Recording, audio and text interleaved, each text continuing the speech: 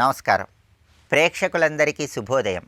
ఈనాటి శుభయోగం శీర్షికన మంగళవారం సందర్భంగా కుజుడి ఆవిర్భావ వైభవం ఏంటో, కుజుడిని ప్రసన్నం చేసుకోవటానికి ఎలాంటి ప్రత్యేకమైన విధి విధానాలు పాటించాలో పరిశీలిద్దాం. మంగళవారం సందర్భంగా కుజుడి ఆవిర్భావ వైభవాన్ని మనం పరిశీలిస్తే, ఒకానొక సమయంలో పరమేశ్వరుడు తాండవం చేస్తున్నప్పుడు ఆయన తేజస్సు జారి భూమి మీద పడబోతూ ఉంటుంది.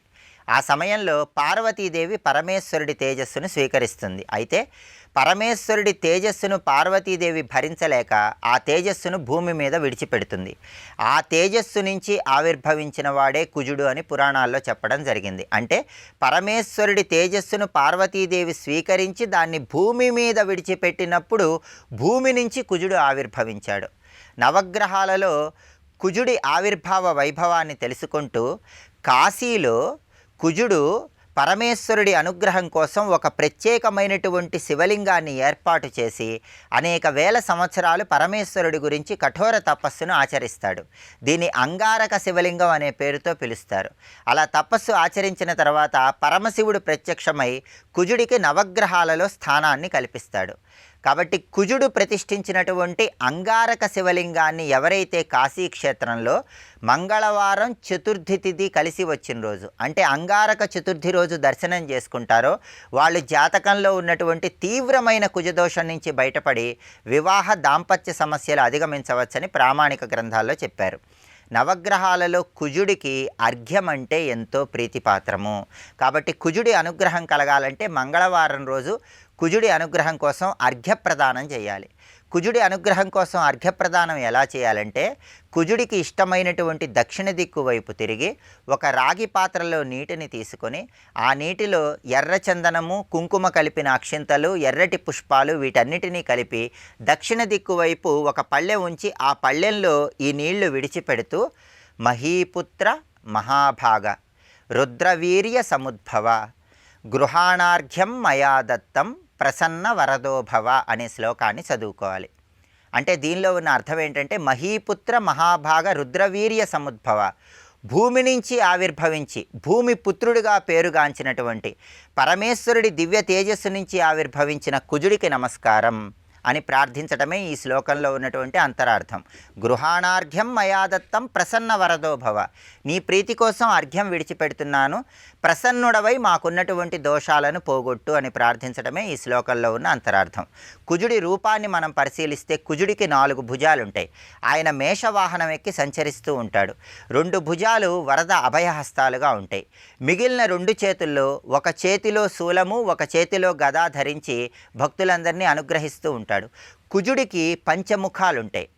ఉష్ణం, అశ్రుముఖం, వ్యాళం, రుధిరాననం, నిశీధి సమం అనే పేరు కలిగినటువంటి 5 శిరస్సులను కలిగి ఉండి ఎరుపు రంగు వస్త్రాలను ధరించి ఎర్రటి పూల మాలికలు ధరించి కుజుడు భక్తులందరినీ అనుగ్రహిస్తాడు. మంగళవారం సందర్భంగా కుజుడి ఆవిర్భావ వైభవం తెలుసుకుంటూ కుజుడికి ప్రీతిపాత్రమైన విధంగా ఈ శ్లోకం చదువుకుంటూ దక్షిణ దిక్కు వైపు తిరిగి అర్ఘ్యాన్ని విడిచిపెట్టినట్లయితే జాతకంలో ఉన్నటువంటి కుజగ్రహ దోషాలు, రాశిపరంగా ఉన్న కుజగ్రహ దోషాల తీవ్రతను తగ్గింపజేసుకుని కుజుడిని ప్రసన్నం చేసుకుని సమస్త శుభాలను సిద్ధింపజేసుకోవచ్చు.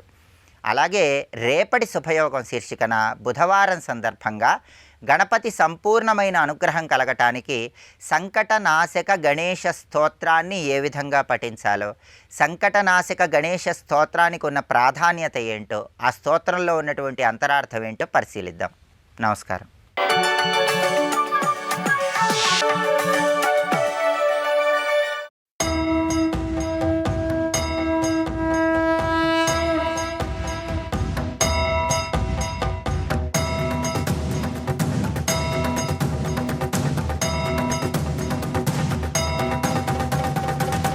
కల్కి దూత సఖీ మధ్య స్థితాం పద్మామథ బ్రవీత్.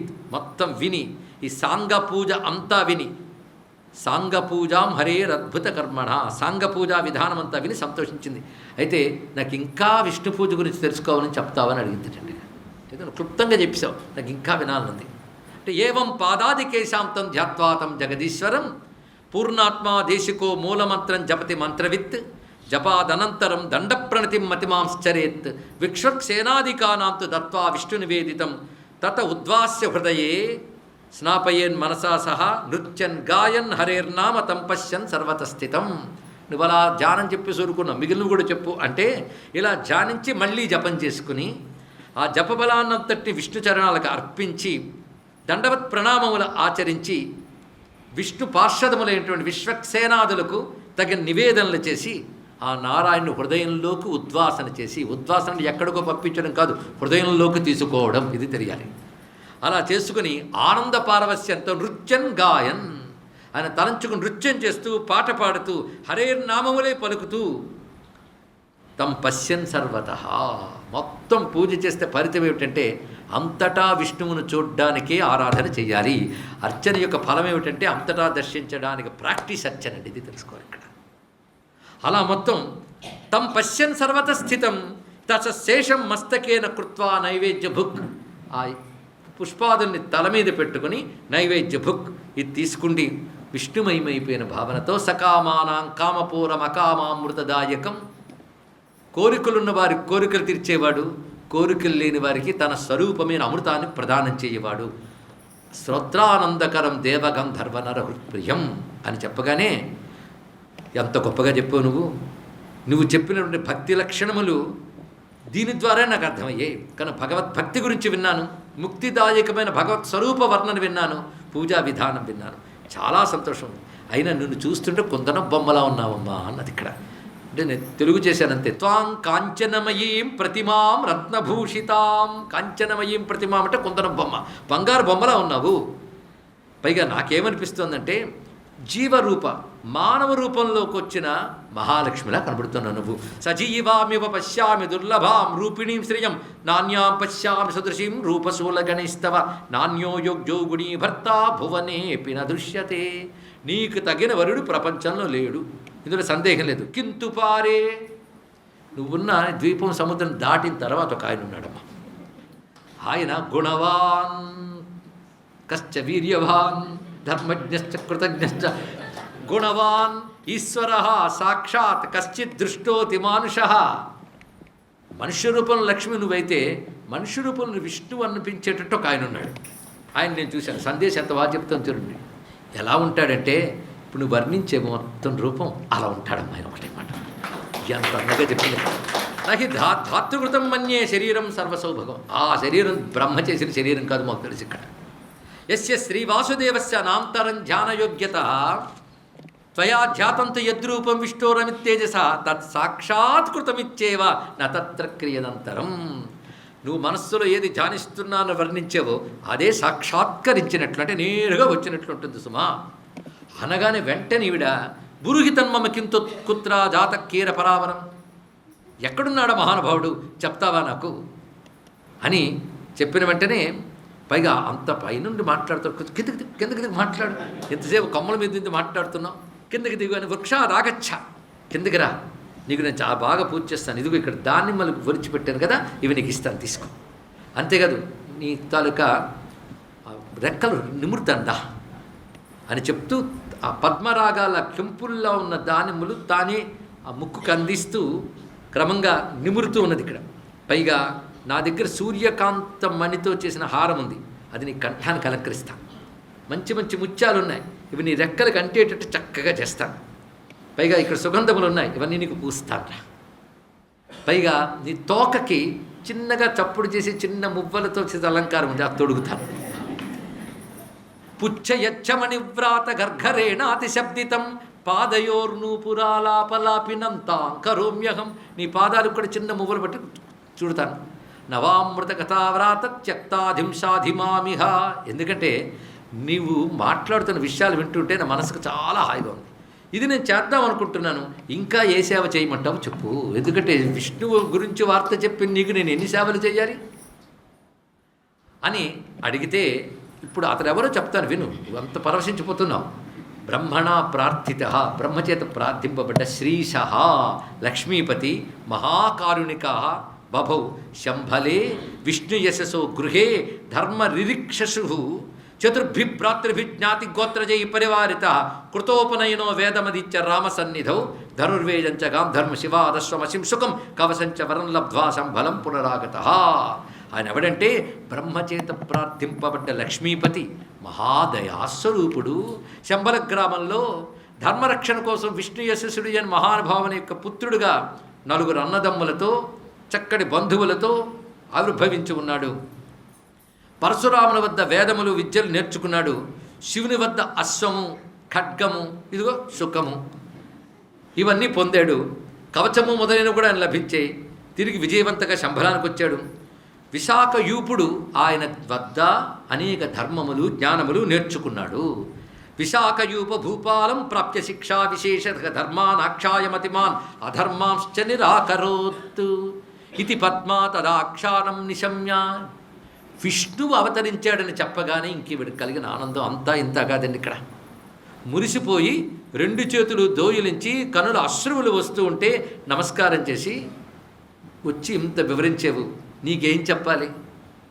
నా హృదయం నీకు ముందే చెప్పాను కదా, ఆయన తప్ప నాకు మరొకటి లేదు. ఆయన అనుగ్రహించకపోతే శివుడి మాట అసత్యమైతే అగ్నిలో ప్రవేశిస్తానని చెప్పాను కదా, ఆ సమయంలో నువ్వు వచ్చావు ఇక్కడ అంటే నాకు మళ్ళీ ఆశ వచ్చింది. కాబట్టి దయచేసి నా నమస్కారాలు స్వీకరించి శివుడు నాకు ఈ విధంగా వరమిచ్చాడన్న విషయం చెప్పి ఆయన్ని ఆరాధిస్తున్నా అన్న విషయం కూడా తెలియజేసి నా సందేశానికి చెప్పి అనుగ్రహించమని చెప్పవా? శృత్వేతి వచనం ఈ విధంగా చెప్పగానే చక్కగా పరిగెత్తుకొచ్చి కల్కితో చెప్పినది ఆ చిలుక. కల్కి భగవానుడు మందహాసం చేసి బయలుదేరదాం పద అన్నట్టండి. ఇక్కడ నారాయణాయ కృష్ణాయ గోవిందాయ నమో నమః.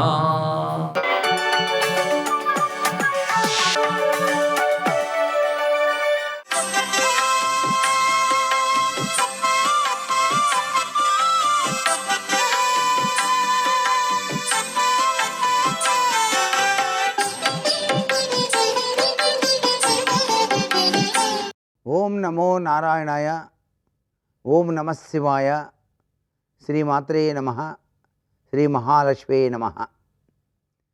మార్గశిర శుద్ధ విధియ విశిష్టవంతమైనటువంటి సుదినం. పీఠాధిపతులను గురువులను ఈ సుదినాన సేవించడం వల్ల అద్వితీయమైనటువంటి జ్ఞానం, అమోఘవంతమైనటువంటి అదృష్టం కలుగుతాయి అంటోంది శాస్త్రం. అందుకే గురువులను సేవించిన జన్మ ధన్యమై తీరుతుంది సుమా అన్నది శాస్త్రం. ఏ మంత్రాన్ని మనం పఠించినప్పటికీ కూడాను గురూపదేశాన్ని పొంది గనక ఆ మంత్రాన్ని అనుష్ఠానం చేసినట్లయితే అద్వితీయమైనటువంటి ఫలితాల్ని మానవుడు సాధించడానికి ఆస్కారం ఉంటుంది. అందుకనే ప్రథమ గురువు తల్లిగా ఈ ప్రపంచంలో మాతృదేవో భవ అనేటువంటి సాంప్రదాయ లక్షణం అనాది నుంచి వస్తూ ఉన్నది.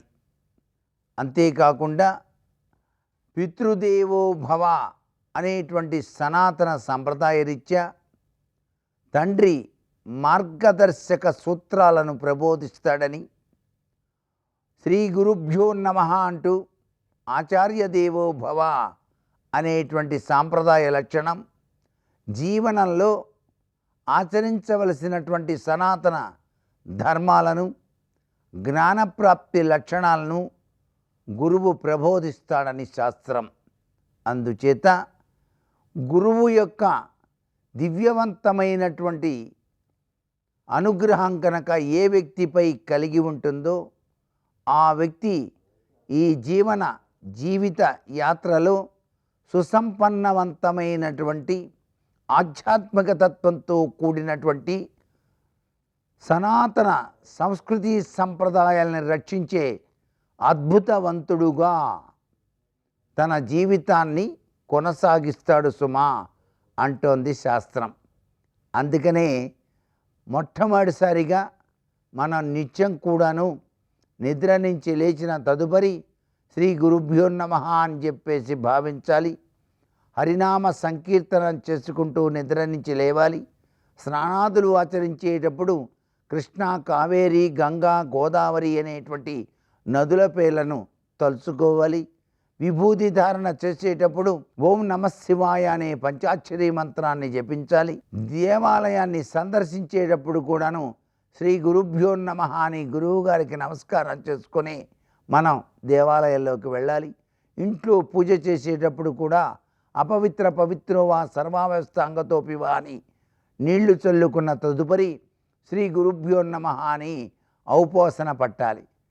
ఓం కేశవాయ స్వహ, నారాయణాయ స్వహ, మాధవాయ స్వహ అని. ఇవి ప్రతినిత్యం కూడాను మానవ జీవితంలో ఆచరించేటువంటి అద్భుతవంతమైనటువంటి సనాతన సంప్రదాయ లక్షణాలు. సర్వే జనా సుఖినో భవంతు.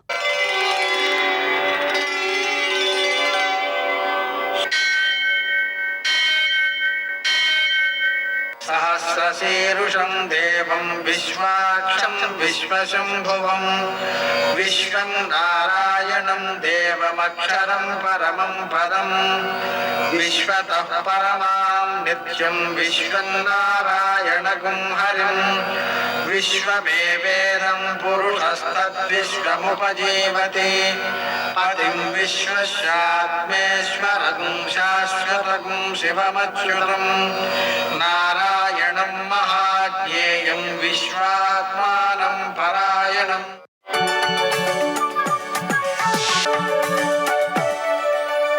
सूर्यशौर्यमथेन्दुरिन्द्रपदवी सन्मङ्गलं मङ्गलम्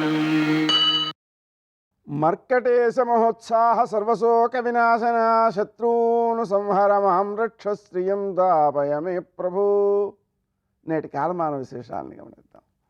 స్వస్తి శ్రీ చాంద్రమాన క్రోధినామ సంవత్సరం, దక్షిణాయనం, హేమంత ఋతువు, మార్గశిర మాసం, శుక్లపక్షం, మంగళవారం. సూర్యోదయం 6:35 సూర్యాస్తమయం 5:37. తిథి విధియ మధ్యాహ్నం 1:06 వరకు. నక్షత్రం మూల సాయంకాలం 4:38 వరకు. వర్జం మధ్యాహ్నం 2:58 నుంచి 4:35 వరకు. మరల రాత్రి 2:27 నుంచి 4:06 వరకు. దుర్ముహూర్తం ఉదయం 8:47 నుంచి 9:32 వరకు. మరల రాత్రి 10:48 నుంచి 11:40 వరకు. అమృతకాలం ఉదయం 9:59 నుంచి 11:39 వరకు. రాహుకాలం మంగళవారం కాబట్టి మధ్యాహ్నం 3 నుంచి 4:30 వరకు. అష్టగవర్గ రీత్యా శుభప్రదమైన సమయం ఉదయం 11 గంటలకి. నేటి విశేషం అమృతకాలం అలాగనే శుభ సమయం రెండూ కలిసి వచ్చాయి. ఆ కారణంగా మనం ఆ 11 గంటల సమయంలో మందులు కొనుక్కోలేని వాళ్ళకి కనుక మనం మందులు కొని వాళ్ళ యొక్క ఆరోగ్యానికి దోహదం చేసినట్లయితే విశిష్టమైన ఫలితం వస్తుంది. అలాగనే ఈరోజు మంగళవారం రోజున మనం అప్పు తీర్చాలండి. మనకైనా బాకీలు ఉన్నట్లయితే మనం తీర్చినట్లయితే తొందరగా అప్పు తీరిపోతుంది. అప్పు చేయకూడదు, అది విశేషం. ఇది కాక మంగళవారం రోజున మనం రుణహర్తృ గణేశ స్తోత్రం, రుణహర్తృ నృసింహ స్తోత్రం, రుణమోచక అంగారక స్తోత్రం పారాయణ చేసుకోవడం వల్ల, ఈ అంగారక స్తోత్రం పారాయణ చేసినప్పుడు దాంట్లో ఒక మంత్రం ఉంటుంది. అదేంటంటే అంగారక మహీపుత్ర భగవన్ భక్తవత్సల నమోస్తుతే మమాశేష రుణమాసు విమోచయ అని ఆ మంత్రాన్ని జపిస్తూ మన యొక్క రుణ సంఖ్య అంటే మనకి ఎన్ని అప్పులున్నాయో ఆ అప్పుల యొక్క మొత్తం సంఖ్య వేసి దేంతో వేయాలంటే బొగ్గుతో వేయాలి, ఎడమ కాలితో చెరిపేయాలి. ఈ విధమైనటువంటి ప్రక్రియ ఒక సంవత్సర కాలం చేస్తే ప్రతి మంగళవారం వారికి ఉన్న అప్పులన్నీ తీరిపోతాయి. అంతేకాదు శ్రీ గణేశ రుణం చింది అనే మంత్రాన్ని కనుక మనం జపం చేసుకుంటూ మంగళవారం గడిపినట్లయితే దానివల్ల కూడా అప్పులు తొందరగా తీరుతాయి. అంతేకాదు దూర్వలు ఉంటాయి, ఆ దూర్వలు తీసుకువచ్చి గణపతికి పూజ చేస్తూ గం గణపతయే నమః అని కానీ, శ్రీ గణేశ రుణం చింది అని కానీ, శ్రీ గణపతయే నమః అని కానీ, దూర్వలతో ఒక 1000 దూర్వలు అనుకోండి, దూర్వాయుగ్మం పూజయామి అని చెప్పేసి 2 దూర్వలను కలిపి పూజ చేస్తూ ఉంటారు. అలాగా పూజ చేస్తూ ఉంటే వారికి భూమి అమ్ముడు కాకపోయినా లేక భూమి కొనాలనుకున్నా ఈ 2 విషయాల్లోనూ కూడా పూర్ణమైన సత్ఫలితం సిద్ధిస్తూ మంచి భూమి మనకు లభించేటువంటి అవకాశం ఏర్పడుతుంది. ఇంకా విశేషించి ఆంజనేయ స్వామికి మంగళవారం రోజున సింధూరపు పూజ చేసి అప్పాలు నివేదన చేయడం ద్వారా విజయాలు లభిస్తాయి. నేటి ఆణిముత్యాలు.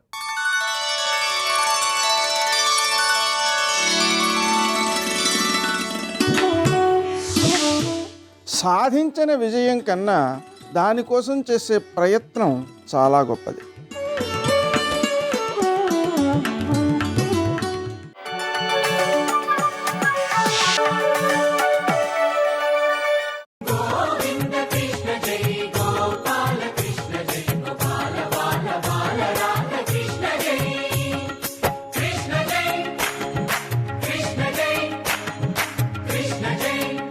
బాలకృష్ణ జై.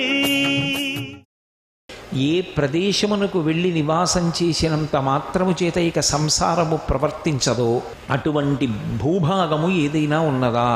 వాళ్ళకు అనుమానం వచ్చింది. సృష్టికర్త చతుర్ముఖ బ్రహ్మగారు కనుక వారందరూ బ్రహ్మగారి దగ్గరికి వెళ్ళారు. భూమండలంలో అటువంటి స్థలం ఏదైనా ఉంటే మాకు తెలియచేస్తే మేమందరం అక్కడ కూర్చుని తపస్సు చేస్తాం. ఎందుకంటే కలి యొక్క ఉద్ధతి చేత, కలి యొక్క ప్రకోపం చేత మళ్ళీ మా యొక్క తపస్సులు పతనమైపోయేటటువంటి స్థితి సంభవించదు కనుక అటువంటి భూభాగం ఎక్కడున్నదో తెలియచెయ్యమని అడిగారు.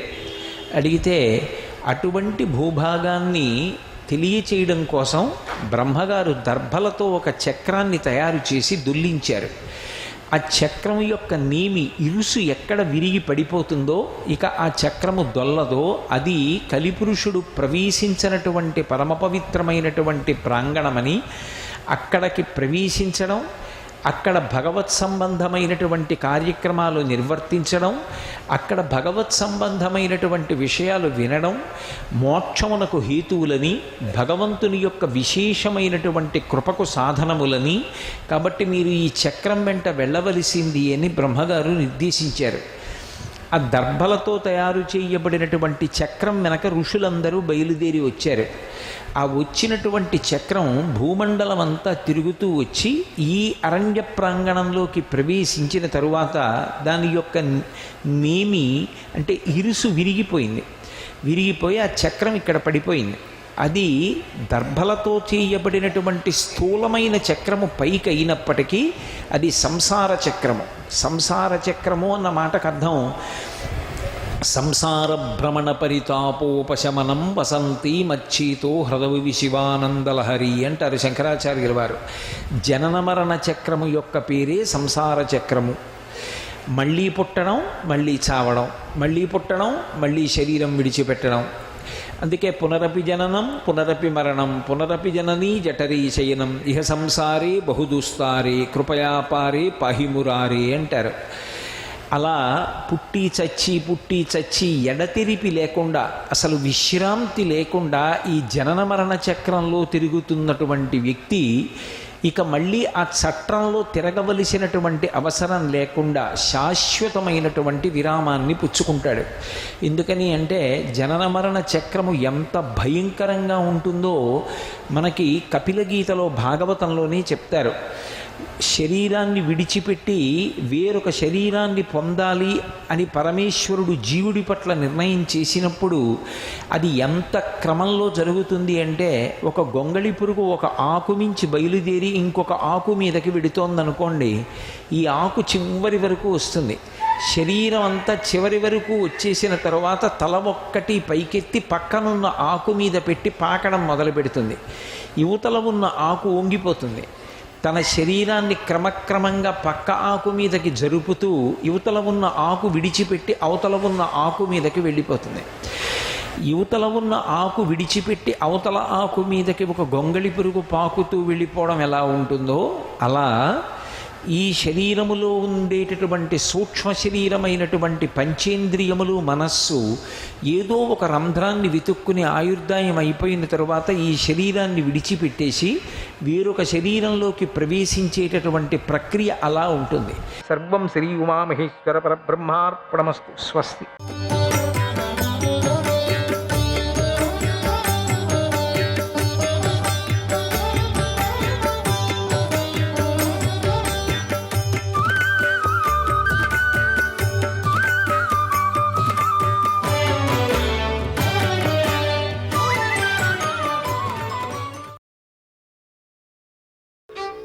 సత్యం వేత్తి సమాం వేత్తి, సత్యం వేత్తి సమాం వేత్తి, యోనుతం సఖి మామను, యోనుతం సఖి మామను. రుద్రుడిని తెలుసుకున్నవాడు నన్ను తెలుసుకుంటాడు, ఆయనను అనుసరించేవాడు నన్ను అనుసరించేవాడు అవుతాడు. ఓ పార్థ, రుద్రుడు నారాయణుడు ఏకరూపులు, ఒకే సత్వం. ఈ రెండు రూపాలు ధరించి భిన్న భిన్న వ్యక్తులుగా ఉంది. లోకంలో యజ్ఞాది కర్మలలో పూజింపబడుతూ ఉంది. నాకు మరొకడు వరం ఇవ్వలేడు అని నా భావించి నేను పుత్రుడు కోసం నా ఆత్మస్వరూపుడు పురాణ పురుషుడు జగదీశ్వరుడైనటువంటి రుద్రుణ్ణి ఆరాధించాను. ఓ పార్థ, నాకు ఆధ్యాత్మయోగం తెలుసు. నేను ఎవరిని ఎక్కడి నుంచి వచ్చాను అనేది నాకు తెలుసు. ఆధ్యాత్మయోగాన్ని, లౌకికమైన అభ్యుదయాన్ని సాధించే ప్రవృత్తి ధర్మం, మోక్షం ఇచ్చే మోక్షధర్మం కూడా నాకు తెలుసు. సనాతన పురుషుడైన నేను ఒక్కడనే మానవులకు తెలిసిన ఆశ్రమమైన నారాయణుడు నేను. నరుడు నుండి ఉత్పన్నం కావటం వల్ల ఆపస్సు అంటే నీటిని నారం అంటారు. అందుకని ఆ నారం అంటే జలం, నారాయణ నా అయనం నివాస స్థానం కాబట్టి నన్ను నారాయణుడు అంటారు. అన్నిటిలో వ్యాపించిన వారిని లేక ఎవరికైనా నివాస స్థానం అయిన వారిని వాసు అంటారు. సూర్యరూపం దాల్చి నేనే నా కిరణాలతో సర్వజగత్తును వ్యాపిస్తాను. సర్వభూతాది వాసచ్చ, సర్వభూతాది వాసచ్చ, వాసుదేవస్తతో హ్యహం, వాసుదేవస్తతో హ్యహం. నేనే సమస్త ప్రాణులకు నివాసం కావటం వల్ల నా పేరు వాసుదేవుడు. నేనే అన్ని ప్రాణులకు గతి ఉత్పత్తికి స్థానం అవుతాను. నేనే ఆకాశాన్ని భూమిని వ్యాపించి ఉన్నాను. నా కాంతి అన్నిటికన్నా అధికమైంది. నేనే సమస్త ప్రాణుల అవసాన సమయంలో పొందగోరే బ్రహ్మను. నేను అంతటినీ అతిక్రమించి ఉన్నాను. ఈ కారణాల అన్నిటి వల్ల నా పేరు విష్ణు అయ్యింది. మానవులు దమం, ఇంద్రియ నిగ్రహం వల్ల సిద్ధిని పొందగోరి నన్ను పొందాలనుకుంటారు. వారు దమంతోటే భూమి ఆకాశాల మధ్యలో ఉంటే లోకాలలో ఉన్నత స్థితిని పొందగోరుతారు. కాబట్టి నాకు దామోదరుడు అనే పేరు వచ్చింది. అన్నం, వేదం, నీరు, అమృతాలకు పృష్ణి అనేటువంటి పేరు. పృష్ణి అవి నా గర్భంలో ఉన్నాయి. పృష్ణి గర్భం అంటామే కనుక నేను పృష్ణి గర్భుడును. త్రితముని ఆయన సోదరులు బావిలోనికి త్రోసినప్పుడు ఋషులు నన్ను పృష్ణి గర్భ, ఏకతుడు, ద్వితుడు కలిసి బావిలోనికి త్రోసిన త్రితుడు మునిగిపోకుండా రక్షించు అని ప్రార్థించారు. అప్పుడు వారు ఎన్నోసార్లు పృష్ణి గర్భ నామంతో కీర్తించారు. బ్రహ్మదేవుడి మొదటి పుత్రుడు ఋషిశ్రేష్ఠుడు త్రితముని. ఆ త్రితుడు బావిలో నుంచి ఒడ్డుకు చేరాడు. జగత్తును తపింపజేసే సూర్య, అగ్ని, చంద్రుల్లో ప్రకాశించే కిరణాలన్నిటినీ నా కేశాలు అని కీర్తిస్తూ ఉంటారు. ఆ కేశాలు కలిగి ఉండటం వల్ల సర్వజ్ఞులైన వారందరూ నన్ను కేశవుడు అంటారు అన్నాడు శ్రీకృష్ణుడు. శ్రీకృష్ణాయ పరమాత్మనే నమః. 342వ అధ్యాయం. భగవంతుడు అర్జునుడికి ఇలా చెప్తున్నాడు. ఓ అర్జున, ఇంద్రుడు అహల్యను అవమానించి గౌతముని శాపానికి గురి అయ్యాడు. ఎర్రని మీసాలు గడ్డం గలవాడు అయినాడు. అలాగే విశ్వామిత్రుడి శాపం వల్ల ఇంద్రుడు అండకోశాన్ని పోగొట్టుకొని మేషవృషణుడు అయ్యాడు. అశ్విని కుమారులకు లభించవలసినటువంటి యజ్ఞభాగాన్ని వారికి అందకుండా అడ్డం పడ్డాడు. అప్పుడు వజ్రాయుధాన్ని పట్టుకున్న ఇంద్రుడి చేతులను చవన మహర్షి స్తంభింపజేశాడు. ఇలాగే దక్ష ప్రజాపతి తన యజ్ఞాన్ని ధ్వంసం చేసిన శివుడిపై కోపించాడు. గొప్ప తపస్సు చేసి రుద్రుడి ముఖాన 3వ కంటిని ఏర్పరిచాడు. రుద్రుడు త్రిపురాసురులను వధించటానికి దీక్ష స్వీకరించినప్పుడు శుక్రాచార్యుడు తన జటలను పీకి ఆయనపైకి విసిరాడు. ఆ జటల నుండి సర్పాలు జనించి శివుని కంఠానికి చుట్టుకొని కరిచాయి. అందువల్ల ఆయన కంఠం నీలంగా మారింది. అంతేకాదు, స్వయంభువ మన్వంతరాల్లో నారాయణుడు శివుడి కంఠం పట్టుకున్నాడు. అందువల్ల కూడా శివుడి కంఠం నీలంగా మారింది. అంగీరసుడు పుత్రుడైన బృహస్పతి అమృతం పుట్టే ఆ సమయంలో జలాన్ని ఆచమనం చేశాడు. అప్పుడు నీరు మురికిగా ఉంది. అందుకు బృహస్పతి నీటిపై కోపించాడు. నా ఆచమన సమయంలో నీరు మురికిగా ఉన్నది కాబట్టి నీరు మురికిగానే ఉంటుంది, మలినంగానే ఉంటుంది. ఓ జలమా, చేపలు మొసళ్ళు తాబేళ్లతో నువ్వు కలుషితం అవుతావు అని శపించాడు. అప్పటి నుంచే జలాశయాలు జలజంతువులు నిండి ఉన్నాయి. త్వష్టకుమారుడైనటువంటి విశ్వరూపుడు దేవతలకు పురోహితుడయ్యాడు. ఆయన అసురులకు మేనల్లుడు. అందువల్ల ఆయన దేవతలకు ప్రత్యక్షంగా, అసురులకు పరోక్షంగా యజ్ఞభాగాలు ఇస్తూ ఉండేవాడు. కొంతకాలం తర్వాత అసురులు విశ్వరూపుడి తల్లి దగ్గరకు వెళ్ళి ఇలా అన్నారు, ఓ సోదరి, నీ పుత్రుడు విశ్వరూపుడనే త్రిశిరుడు దేవతలకు పురోహితుడుగా ఉన్నాడు. ఇతడు ప్రత్యక్షంగా దేవతలకు చాటుగా మాకు యజ్ఞభాగాలు ఇస్తున్నాడు. అందువల్ల దేవతలు వృద్ధి చెందుతున్నారు, మేము మాత్రమే క్షీణిస్తున్నాం. కనుక అతడిని దేవతల పౌరోహిత్యం నుంచి నివారించు, అప్పుడు అతడు మా పక్షంలోకి చేరుతాడు అని వరం కోరాడు. తర్వాత విశ్వరూపుడు నందనవనానికి వెళ్ళాడు. అప్పుడు అతడి తల్లి ఇలా అంది, నాయనా, నువ్వు ఇతర పక్షాన్ని వృద్ధి చేస్తూ మేనమామ పక్షాన్ని నాశనం చేస్తున్నావు, ఇది నీకు మంచిది కాదన్నది. అప్పుడు విశ్వరూపుడు తల్లి మాటను గౌరవించాడు. నాటి దానవరాజైనటువంటి హిరణ్యకశిపుడి పక్షంలోకి చేరాడు. ఇది తెలిసిన బ్రహ్మపుత్రుడైన వశిష్ఠుడు హిరణ్యకశిపుడితో ఇలా అన్నాడు, ఓ రాజా, నువ్వు నన్ను అవమానించి ఇతర హోతును స్వీకరించావు. కనుక ఈ యజ్ఞం పూర్తి అయ్యే లోపలే నువ్వు అపూర్వమైన ప్రాణి చేతుల్లో మరణిస్తావు అని శపించాడు. ఈ వశిష్ఠ శాపం వల్ల హిరణ్యకశిపుడు అతి కొద్ది కాలంలోనే మరణించాడు. తర్వాత విశ్వరూపుడు మాతృపక్షం వృద్ధి చెందటానికి మహత్తర తపస్సు చేశాడు. ఇది తెలిసి ఇంద్రుడు అతడి తపస్సును భంగం చేయాలని అప్సరసలను పంపాడు.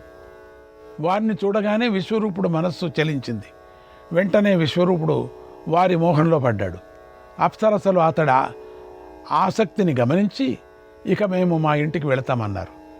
అప్పుడు విశ్వరూపుడు, నా దగ్గరే ఉండండి, నా ఇల్లే మీ ఇల్లు, నాతోనే ఉండండి, మీకు మేలు జరుగుతుందన్నాడు.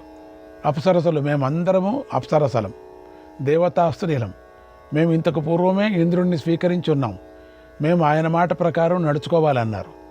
అప్పుడు విశ్వరూపుడు ఇలా అన్నాడు, ఓ సుందరీమణులారా, నేటి నుంచి ఇంద్రుడితో కూడా దేవతలు ఉండరు అని మంత్రజపం చేశారు. ఆ మంత్రబలంతో త్రిశిరుడు వృద్ధి చెందాడు. ఆయన ఒక శిరస్సుతో యథావిధిగా లోకంలోని ద్విజులు యజ్ఞాలలో హోమం చేసిన హవిస్సు సోమరసాన్ని, రెండవ శిరస్సుతో అన్నాన్ని, మూడవ శిరస్సుతో దేవాదులు తేజస్సును పానం చేశాడు. అప్పుడు సోమపానం అతడి సమస్త శరీరం పరిపుష్టమైంది. ఆ త్రిశిరుడిని చూసి, అంటే 3 తలలు, ఇంద్రుడు దేవతలతో కలిసి చింతించాడు. అప్పుడు దేవతలు ఇంద్రునితో కలిసి బ్రహ్మదేవుడి వద్దకు వెళ్ళి ప్రార్థించారు, ఓ దేవ, అన్ని యజ్ఞాల్లోనూ సమర్పించబడిన సోమరసాన్ని విశ్వరూపుడు త్రాగుతున్నాడు, అందువల్ల మాకు భాగాలు లేకుండా పోయాయి. రాక్షస పక్షం వృద్ధి చెందుతోంది, మేము మాత్రం క్షీణిస్తున్నాం, కనుక మాకు మేలు చెయ్యి అని ప్రార్థించారు. అప్పుడు బ్రహ్మదేవుడు వారితో ఇలా అన్నాడు, ఓ దేవతలారా, దదీచి తపస్సు చేస్తున్నాడు, ఆయన శరీర త్యాగం చేసేలాగా వరాన్ని కోరండి. ఆయన తనువును విడిచిపెట్టిన తరువాత ఆ శరీరంలోని ఎముకలతో వజ్రాయుధాన్ని తయారు చేయండి అన్నాడు. తర్వాత దేవతలు దదీచి మహర్షి తపస్సు చేస్తున్న చోటుకి వెళ్ళారు. ఇంద్రుడితో కలిసి దేవతలు ఆ మహర్షిని ప్రార్థించారు. అప్పుడు ఆ మహర్షి ఇలా అన్నాడు, ఓ దేవతలారా, మీకందరికీ స్వాగతం, నేను మీకేం చేయాలో చెప్పండి అన్నాడు.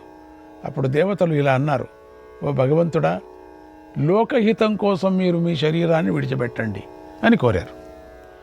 ఆ మాట విని దదీచి మహర్షి కలత చెందలేదు, ఉదాసీనుడై కాలేదు. ఆయన మహాయోగి, సుఖదుఖాలలో సమానంగా ఉన్నవాడు. ఆయన వెంటనే ఆత్మను పరమాత్మలో ఏకం చేసి శరీరం విడిచాడు. తర్వాత ఆయన ఎముకలను దేవతలు గ్రహించి వజ్రాన్ని నిర్మించారు. ఆ వజ్రాయుధంతో విష్ణు ప్రవేశించాడు దాంట్లో. దానితో ఇంద్రుడు విశ్వరూపుణ్ణి వధించాడు. అతని 3 తలలను ఖండించాడు. తర్వాత ప్రజాపతి అయిన త్వష్ట విశ్వరూపుడి శరీరాన్ని మథించాడు. అప్పుడు వృత్రాసురుడు పుట్టాడు.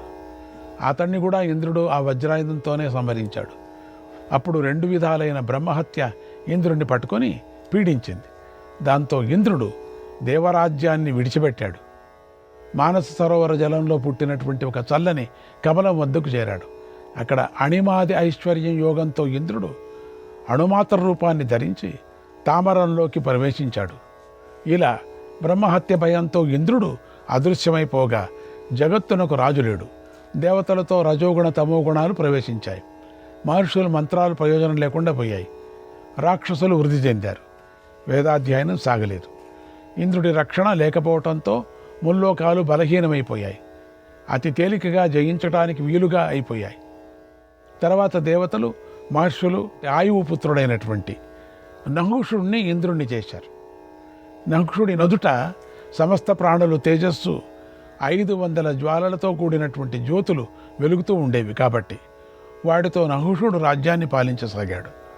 అప్పుడు లోకులు సహజ స్థితిలోకి వచ్చారు, ప్రసన్నులయ్యారు.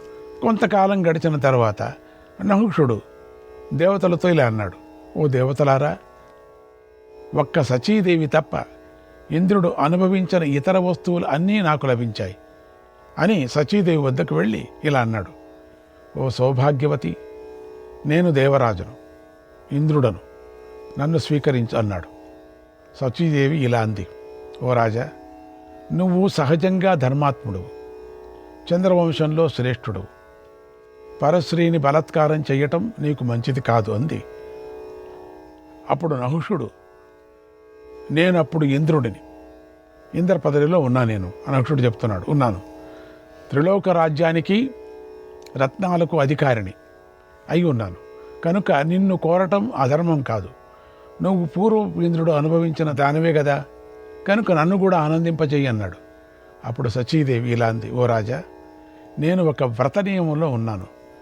ఆ నియమం ఇంకా పూర్తి కాలేదు. అది పూర్తి అయిన కొద్ది రోజుల్లోనే నేను నీ వద్దకు వస్తాను అంది. ఆ మాటలు విని నహుషుడు వెళ్ళిపోయాడు. తర్వాత సచీదేవి నహుషుడికి ఎంతో భయపడి దుఃఖించింది. తన భర్తను చూడాలనే కోరికతో బృహస్పతి వద్దకు వెళ్ళింది. దేవగురువు ఆమె బాధను చూసి ధ్యాన స్థితిలో ఆమె భర్తను తిరిగి పొందాలని కోరుకుంటుందని తెలుసుకున్నాడు. ఆమెతో ఇలా అన్నాడు, అమ్మా, నువ్వు నియమాలు పాటించు, వరాలిచ్చే ఉపశ్రుతీదేవిని ఆరాధించు, ఆహ్వానించు, ఆమె నీ భర్తను నీకు చూపిస్తుంది అన్నాడు. సచీదేవి ఆ మాటను పాటించింది. ఉపశ్రుతీదేవి మంత్రాలతో ధ్యానించింది. ఉపశ్రుతి ప్రత్యక్షమై సచీదేవితో ఇలా అంది, ఓ దేవి, నీకేం కావాలో కోరుకో అంది. సచీదేవి ఆమెకు నమస్కారం చేసి ఇలా అంది, ఓ తల్లి, నాకు నా భర్తను దర్శింపజేయి అని ప్రార్థించింది. అప్పుడు ఉపశ్రుతి శచిని మానస సరోవరానికి తీసుకువెళ్ళింది. అక్కడ తామరతూడు రంధ్రంలో దాగి ఉన్నటువంటి ఇంద్రుణ్ణి చూపించింది. ఇంద్రుడు సచీదేవిని చూసి ఇలా అన్నాడు, ఓ దేవి, నేను నిన్ను విడిచిన తరువాత నువ్వు ఎలా జీవిస్తున్నావు అని అడిగాడు. అప్పుడు సచీదేవి ఇలా అంది, ఓ దేవా, ఇప్పుడు నహుషుడు ఇంద్ర పదవిలో ఉన్నాడు, నన్ను కోరుకుంటున్నాడు, నేను వ్రతనియమంలో ఉన్నాను, నాకు కొద్ది సమయం కావాలని చెప్పాను అంది. అప్పుడు ఇంద్రుడు ఇలా అన్నాడు, ఓ దేవి, నువ్వు నహుషుడి వద్దకు వెళ్ళి ఇలా చెప్పు, ఓ రాజా, నువ్వు ఋషులులాగే అపూర్వమైన వాహనం ఎక్కి నా వద్దకు రా, అప్పుడే నన్ను తీసుకొని వెళ్ళు. ఇంద్రుడి వద్ద అందమైన పెద్ద పెద్ద వాహనాలు అనేకం ఉన్నాయి, వాటన్నిటినీ నేను ఎక్కను, వాటి మీద నాకు మోజు తీరిపోయింది. నేను ఎక్కాను కూడా, ఇప్పుడు ఎక్కను, నాకు మోజు తీరిపోయింది కనుక వాటన్నిటికంటే నాకు ఇప్పుడు విలక్షణమైన వాహనాన్ని కావాలి అని చెప్పు, అలాంటి వాహనాన్ని ఎక్కి నా వద్దకు రా అని చెప్పు అన్నాడు. ఆ ఉపాయం సచీదేవికి నచ్చింది. సంతోషంగా స్వర్గానికి చేరింది. ఇంద్రుడు మళ్ళీ తామరతోడులోకి ప్రవేశించాడు. ఇంతలో నహుషుడు సచీదేవి వద్దకు వచ్చి ఇలా అన్నాడు, ఓ దేవి, నువ్వు కోరిన గడువు పూర్తి అయిపోయింది అన్నాడు. అప్పుడు సచీదేవి ఇంద్రుడు చెప్పిన ఉపాయాన్ని అమలుపరిచింది. నహుషుడు ఆ ఉపాయాన్ని విని సంతోషించాడు. మహర్షులు మోసే వాహనాన్ని ఎక్కి సచీదేవి వద్దకు బయలుదేరాడు. అప్పుడు ఇంద్రుడు అగస్త్యుడు మొదలైన వాహకులైనటువంటి మహర్షులను వేగంగా వెళ్ళండి, తొందరగా వెళ్ళండి, వెళ్ళండి, వెళ్ళండి అని నిందిస్తూ పాదాలతో వారిని తన్నాడు. తన్ని పెట్టేశాడు ఆ ఋషులంతా కూడా. ఆ దెబ్బలు తనకు తగలటంతో అగస్త్యుడు పొట్టిగా ఉంటాడు కదా పాపం, వీళ్ళంతా కొంచెం పొడవుగా ఉన్నారు, ఇట్లుంది, అది ఇట్లా మోస్తున్నారు, అది ఇట్లా ఇట్లా వెళుతున్నది. వీటికి ఒక మాదిరి అయింది నహుషుడికి, ఇంద్రుడికి, డూప్లికేట్ ఇంద్రుడు, ఇట్లా ఇట్లా అయిపోయింది. అట్లా అట్లా పళ్ళెంలో పడటం, కింద పడటం పైన. వాడికి చాలా కోపం వచ్చింది. అగస్త్యుడిని తన్నాడు. పోతావలే, సరేగిపో అన్నాడు. ఆ దెబ్బలకు తనకు తగలటంతో అగస్త్యుడు కోపించాడు. ఇలా శపించాడు, నహుష, ఈ భూమి పర్వతాలు ఉండేంతకాలం నువ్వు పామువై భూమి మీద పడి ఉండు, చెయ్యి అని శపించాడు. వెంటనే నహుషుడు వాహనం మీద నుండి జారి కింద పడ్డాడు. ఎక్కడికో పోయేవాడు ఎక్కడికో వెళ్ళాడు. అప్పుడు మళ్ళీ ముల్లోకాలు రాజులేనివయ్యాయి.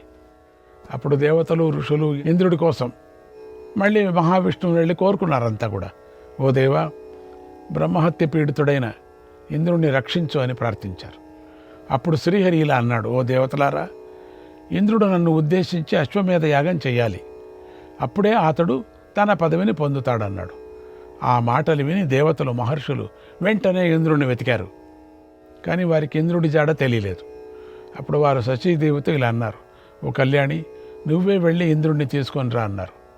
సచీదేవి వెంటనే మానస సరోవరానికి వెళ్ళి జరిగిన వృత్తాంతాన్ని ఇంద్రుడికి చెప్పింది.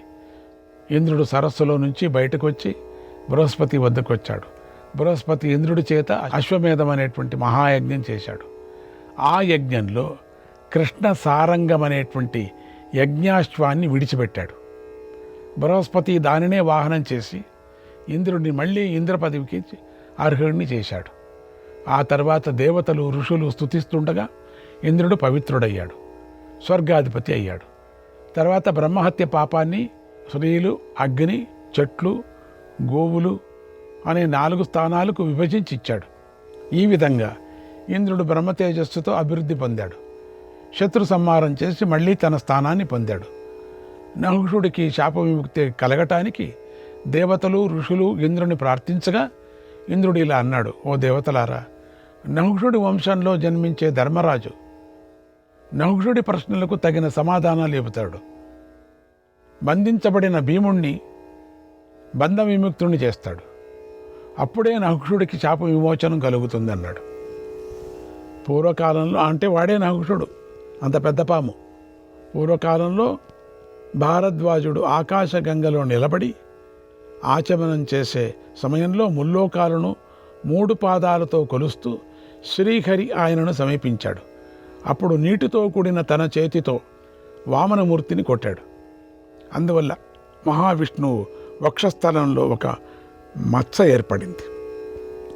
భృగు మహర్షి శాపం వల్ల అగ్ని సర్వభక్షకుడయ్యాడు. ఆ అదితి తాను చేసే పాకం తిని దేవతలు, రాక్షసులను చంపుతారనే ఉద్దేశంతో ఆహారాన్ని సిద్ధం చేసింది. అప్పుడు బుధుడు తన తపస్సును పూర్తి చేసుకొని వచ్చి భిక్ష పెట్టమని అతిథిని కోరాడు.